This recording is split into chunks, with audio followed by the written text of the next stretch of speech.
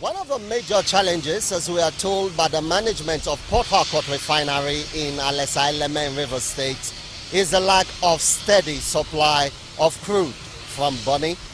And this is a crude pig station that has not been working, according to them, for the past 2 years due to vandalism. And the Minister of State for Petroleum Resources is here to commission it because, according to them, it's been fixed. And the refinery is set to begin to receive crude from Bonny without any impediment.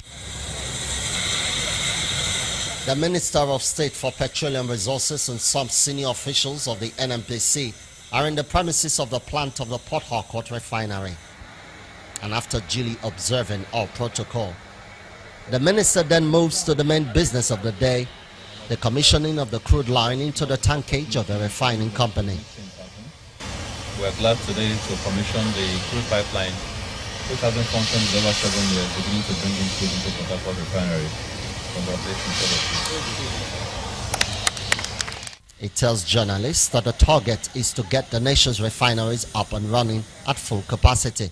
The fact that today, for the first time in about 6-7 years, we've been able to have a team internally led, who have been able to help us recover the two critical crude supply pipelines, one in Warri, which is now feeding Tres Cravos into the Warri refinery, and the brass one now, which is feeding into here.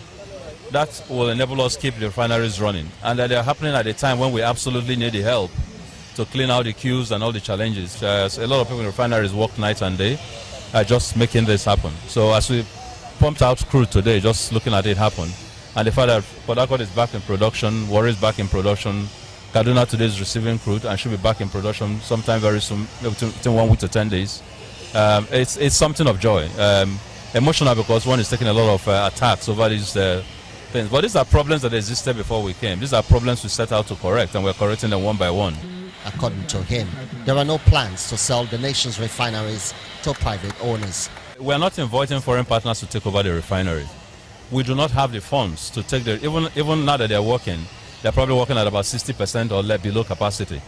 So you need to upgrade these refineries, get them to a level where they're doing at least 90% performance. It requires money. Total investment for that is in excess of $700 million. We don't have it. I mean, let's be honest about it. But what we've now done is to find a very creative, for which we should be praised actually, find a very creative way of bringing in investors who will come in, work with our team here who have the skills, reactivate and upgrade facilities in these refineries, and help us provide technical support. And they will be paid through the flow out of the products, the refined products, over a period of time, which is why we've also changed the refining model such that refineries pay for their crude, so it goes into Federation account. Whatever they produce is their property. They sell to one huge customer, which will be both PPMC and the marketers themselves. And that enables them then to be able to keep, after the upgrades, keep that going, so that the problems we've had in the past of not repairing refineries can happen. So the misalignment that we're trying to hand over refinery, the president was very clear from day one that at this point in time he wasn't ready, and so that's not the model we're pursuing. Ensuring the country's refineries run at optimum capacity, some say, is an achievable feat.